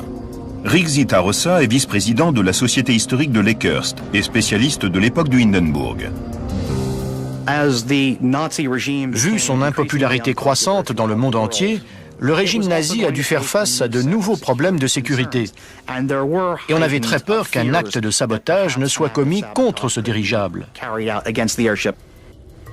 Greg Weiss cherche dans le compte-rendu d'enquête de l'époque ce qui aurait pu faire craindre un acte de sabotage. Il découvre que les autorités allemandes avaient mis en garde Ernst Lehmann contre une menace spécifique. Mais qui avait un mobile? Les nazis ne manquaient certes pas d'ennemis en Allemagne. Ils menaient une forte politique de répression à l'encontre des juifs, des socialistes, des communistes, des écrivains. Et bien des gens se seraient réjouis de la destruction du Hindenburg. Le rapport officiel mentionne un passager qui aurait pu avoir l'occasion de saboter le Hindenburg. Joseph Spar. Après l'accident, ce dernier fait l'objet d'une enquête rigoureuse. Il vit aux États-Unis avec sa femme et ses enfants, mais il est allemand. Et au cours des mois précédents, il a sillonné l'Europe. C'est le genre de détail qui attire l'attention des services secrets allemands. D'après un rapport du FBI, Joseph Spar a bien eu un comportement suspect. Sous prétexte de s'occuper de son chien, il a eu... Sur le pont passager, Joseph Spar a hâte de revoir sa femme et ses enfants. Il imagine déjà leur joie lorsqu'il leur montrera le chien qu'il leur a acheté. Le Hindenburg approche de New York, à 80 km au nord-est de sa destination, et les passagers admirent la vue imprenable sur Manhattan. D'un poste de vigie réservé à l'équipage au sommet du dirigeable, le jeune Werner Franz est émerveillé par ce premier aperçu du Nouveau Monde. Nous nous sommes approchés de New York. La mer de bâtiments, la Statue de la Liberté, les gratte-ciel. Pour moi, c'était du jamais vu. 15 heures. Le dirigeable émerge des nuages au-dessus du terrain d'atterrissage de Lakehurst. Le responsable de la base, Charles Rosendahl, voit le Hindenburg passer au-dessus du hangar. Il a lui-même commandé des dirigeables pendant 13 ans et il est inquiet. Un orage s'annonce et le vent commence à forcir. Poser un dirigeable est une opération délicate qui nécessite des manœuvres précises. Par gros temps, elles peuvent se solder par un désastre. Rosendahl demande à Max Pruss par radio de retarder l'atterrissage jusqu'à ce que les conditions s'améliorent. Le commandant de bord n'a pas d'autre choix. L'enquêteur doit se demander qu'est-ce qui peut brûler un tube de 245 mètres de long en seulement quelques secondes. Il fait donc appel au professeur Nick Syred, un ingénieur en mécanique spécialisé depuis 30 ans dans les taux de combustion, pour calculer si c'est bien l'hydrogène qui a consumé le Hindenburg. Le dirigeable mesurait 245 mètres de long, et le professeur Syred sait que l'hydrogène peut se propager à raison de 9 mètres secondes. J'ai fait des calculs sur la vitesse des flammes produites par de l'hydrogène. Et il est parfaitement envisageable qu'en l'espace d'une trentaine de secondes, les flammes aient consumé tout le Hindenburg. Il n'y avait rien d'autre à bord susceptible de brûler aussi vite et de le détruire dans un tel laps de temps. Il faut donc se rendre à l'évidence. L'hydrogène est bien l'activant.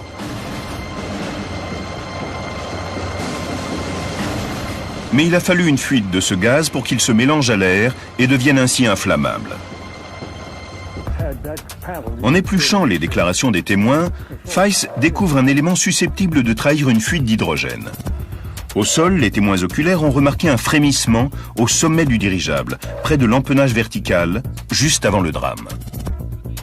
Était-ce une fuite d'hydrogène qui agitait l'enveloppe extérieure ?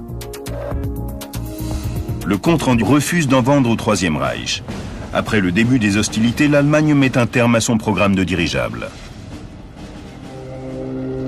On a su tirer les leçons de cette tragédie. L'hydrogène n'a plus jamais été employé à bord des dirigeables de ligne. Et aujourd'hui encore, les ballons fonctionnent tous à l'hélium.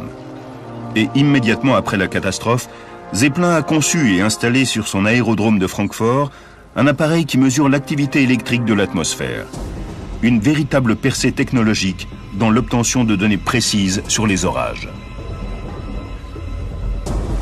De nos jours, la compréhension de la météorologie reste une des données fondamentales de la sécurité aérienne. Seuls 2 rescapés de la tragédie sont encore vivants aujourd'hui.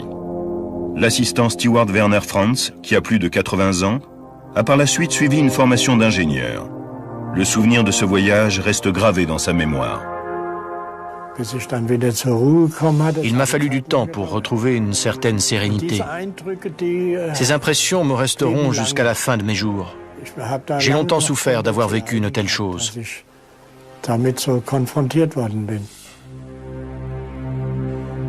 Werner Donner est retourné au Mexique avec ce qui restait de sa famille. À 70 ans passés, il vit aux États-Unis. Bien qu'il ait perdu son père et sa sœur, Il pense que cet accident lui a apporté quelque chose. Y parvenir. Feiss s'intéresse alors aux câbles de tension. Il s'agit des milliers de fils métalliques qui assurent la résistance de l'ensemble de la structure. Au total, il y en a plus de 200 km pour tenir l'armature en place. Ils mesurent en moyenne 3 mm de diamètre et ils sont en acier comme des cordes de piano. Leur tension de rupture est de 450 kg. L'un d'eux a-t-il... L'enquêteur se penche sur les plans du dirigeable pour voir s'il existe un endroit où le carburant est en contact avec une source de chaleur.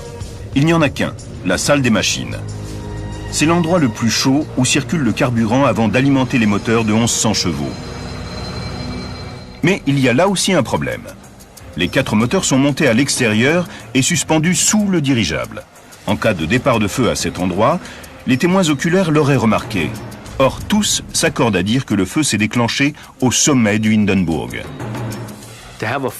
Qu'un incendie se soit déclaré sur le ventre de l'appareil, qu'il se soit propagé à l'intérieur et qu'il soit devenu visible au sommet, très rapidement et sans que personne ne remarque rien, est très improbable. L'hypothèse de la fuite de carburant étant donc à rejeter, notre enquêteur en envisage une autre, très en vogue elle aussi. Elle ne concerne pas l'intérieur de l'appareil, mais son enveloppe extérieure. Cette enveloppe est ce qui restait de sa famille. À 70 ans passés, il vit aux États-Unis. Bien qu'il ait perdu son père et sa sœur, il pense que cet accident lui a apporté quelque chose. Je me demande comment aurait été ma vie sans ça. J'étais un enfant gâté et je suis sûrement devenu meilleur que celui que j'aurais été. Le Hindenburg reste la machine volante la plus grande jamais construite. Et si les voyageurs du XXIe siècle franchissent l'Atlantique en quelques heures, jamais sans doute ils ne connaîtront le luxe et le style qui régnaient à bord de ce dirigeable majestueux.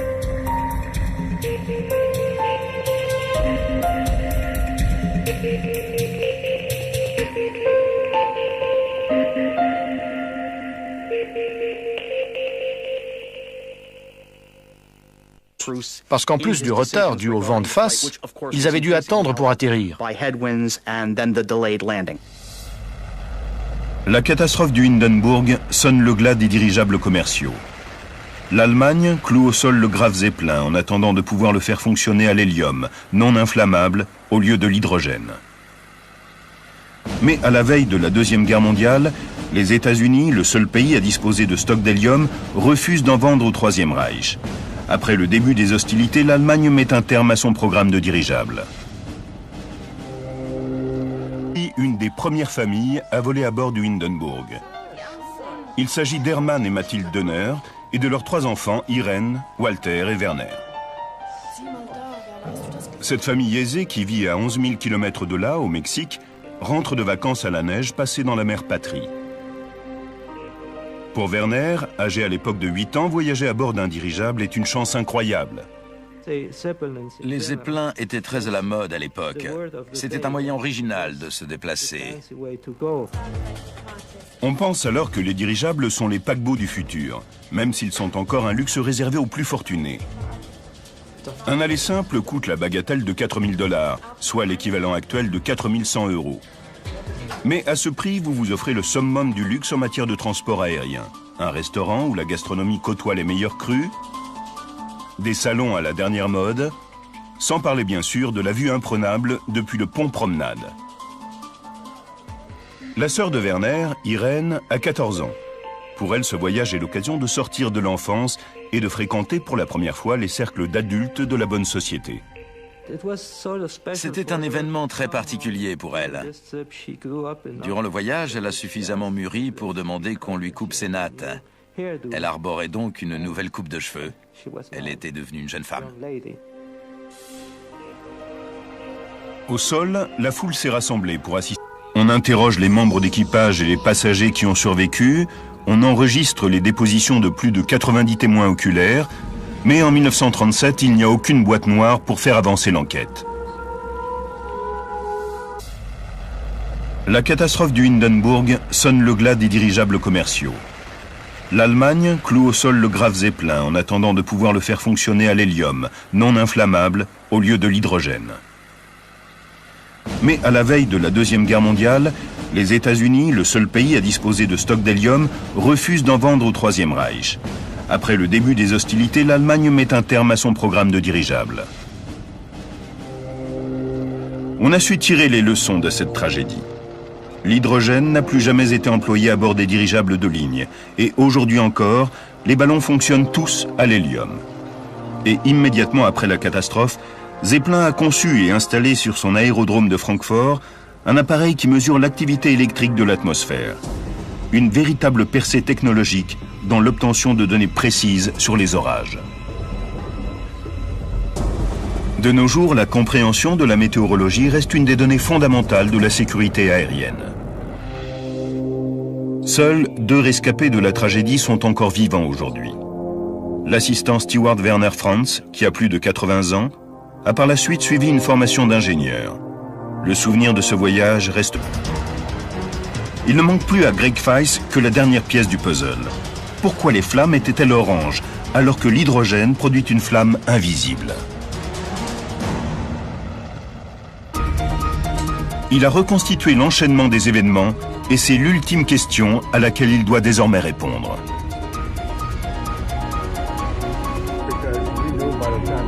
Les témoins oculaires qu'il a pu interroger ont tous confirmé la couleur orange des flammes.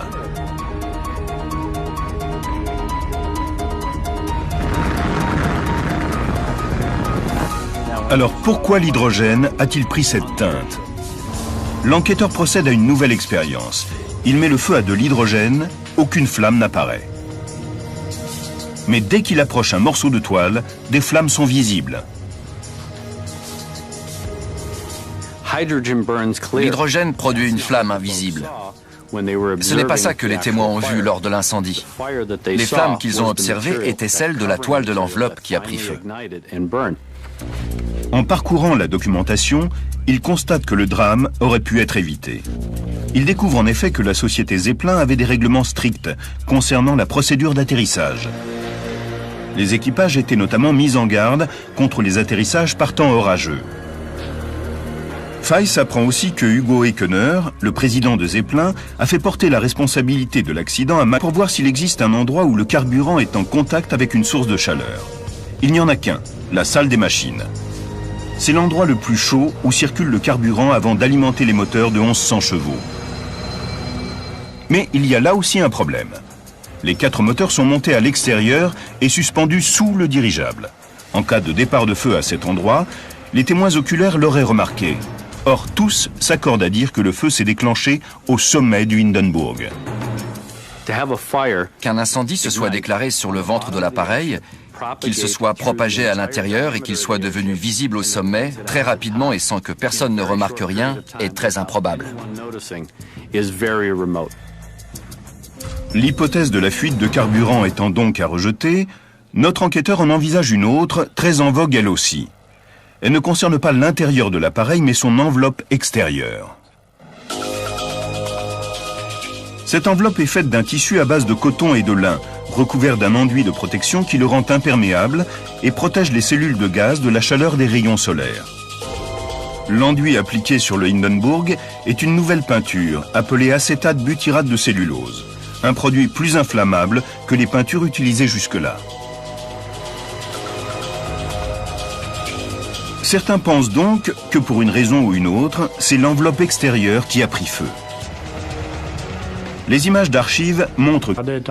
À l'époque, mon père était au chômage et nous n'avions que très peu d'argent. Donc, participer à quelque chose de pareil, c'était vraiment un rêve. Sauf que ce jour-là, une menace d'un genre nouveau plane sur les passagers et l'équipage. Sous l'impulsion d'Adolf Hitler, l'Allemagne se réarme pour la guerre et les nazis répriment violemment toutes les formes d'opposition. Financé en partie par le Führer, le Hindenburg est devenu un excellent outil de propagande, ce qui en fait une cible de choix pour les opposants au régime allemand. En 1933, le Reichstag avait été incendié et le gouvernement avait émis l'hypothèse d'un sabotage. Or, quelques jours avant ce 3 mai 1937, les autorités ont averti Ernst Lehmann qu'elles avaient reçu des menaces. Des saboteurs, se faisant passer pour d'inoffensifs passagers ou pour des membres d'équipage, ont-ils réussi à embarquer pour détruire le Hindenburg. Mercredi 5 mai, troisième jour. Ernst Lehmann et Max Pruss sont inquiets. Le Hindenburg devrait filer à... Une phrase attire son attention dans une des dépositions des passagers. L'acrobate Joseph Spar a bien disparu, seul, à plusieurs reprises, dans des zones interdites d'accès où se trouvaient les réservoirs de carburant. Dans ce sens. Au lieu d'attendre une éclaircie, Pruss a donc tenté de se poser, malgré les conditions atmosphériques. Lehmann a clairement influencé Pruss, parce qu'en plus du retard dû au vent de face, ils avaient dû attendre pour atterrir.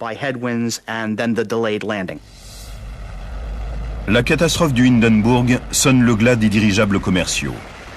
L'Allemagne cloue au sol le Graf Zeppelin en attendant de pouvoir le faire fonctionner à l'hélium, non inflammable, au lieu de l'hydrogène. Mais à la veille de la Deuxième Guerre mondiale, cette manœuvre inflige en effet une force latérale sur l'empennage. Étant donné la longueur du Hindenburg, sa structure pourrait être soumise à trop rude épreuve s'il tournait de manière trop brusque, ce qui pourrait provoquer la rupture d'un câble. Lors d'un virage serré, c'est sur l'avant de l'empennage que l'effort se fait le plus sentir. Or, d'après les témoins, c'est vraisemblablement là que l'incendie s'est déclaré. Si un câble a effectivement cédé, il a pu venir frapper de plein fouet une des cellules de gaz et occasionner une déchirure. Et si le dirigeable était trop lourd de l'arrière, c'était sans doute en raison d'une fuite d'hydrogène. De plus, l'hydrogène ne prend feu que lorsqu'il est mélangé à de l'air. Weiss s'intéresse alors à des théories plus récentes. Au dire de certains experts, le feu a pris à cause d'une fuite du carburant d'un moteur, et c'est seulement ensuite que l'incendie s'est propagé au réservoir d'hydrogène. Notre enquêteur étudie donc les plans du dirigeable. Les réservoirs disséminés sur le ventre de l'appareil contiennent 88 000 litres de carburant. Des conduites relient ces réservoirs aux 4 moteurs extérieurs. L'une d'elles présentait-elle une fuite? En parcourant l'historique des vols du Hindenburg, Weiss tombe sur les commentaires d'un observateur américain. Harold Dick, un ingénieur qui travaillait pour la société Goodyear, avait été invité par les Allemands à participer à des vols d'essai en 1936. Lors de l'un d'eux, il avait senti une forte odeur de carburant dans la passerelle de quilles, sur le ventre du dirigeable. Lors d'un autre vol, il avait constaté que la conduite principale de carburant ne semblait pas être totalement étanche. Cette théorie séduit notre enquêteur, mais encore faut-il trouver s'il y a bien eu fuite de carburant, ce qui a déclenché l'incendie. La cause la plus probable paraît être un court-circuit dans le câblage électrique qui aurait provoqué une étincelle. Greg Weiss vérifie donc les rapports à la recherche d'un indice trahissant un problème électrique. D'après l'enquête de l'époque, la personne responsable des systèmes électriques, des fusibles et des disjoncteurs de la société Zeppelin avait des règlements stricts concernant la procédure d'atterrissage. Les équipages étaient notamment mis en garde contre les atterrissages par temps orageux. Weiss apprend aussi que Hugo Eckener, le président de Zeppelin, a fait porter la responsabilité de l'accident à Max Pruss et Ernst Lehmann. Monsieur Eckener était convaincu qu'il s'agissait d'une erreur de pilotage. Quand il a su quelles étaient les conditions météorologiques, il a été consterné et furieux. Il a déclaré que l'atterrissage n'aurait jamais dû être effectué comme ça, vu les conditions. Mais Pruss devait se poser le plus vite possible pour rattraper une partie du retard accumulé. Et Lehmann, le directeur des opérations de Zeppelin, qui était à ses côtés dans la nacelle de guidage, le pressait également dans ce sens.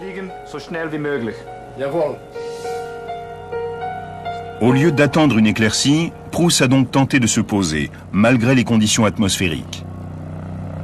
Lehmann a clairement influencé Pruss, parce qu'en plus du retard dû au vent de face, ils avaient dû attendre pour atterrir. La catastrophe du Hindenburg sonne le glas des dirigeables commerciaux. L'Allemagne cloue au sol le Graf Zeppelin en attendant de pouvoir le faire fonctionner à l'hélium, non inflammable, au lieu de l'hydrogène. Mais à la veille de la Deuxième Guerre mondiale, les États-Unis, le seul pays à disposer de stocks d'hélium, refusent d'en vendre au Troisième Reich.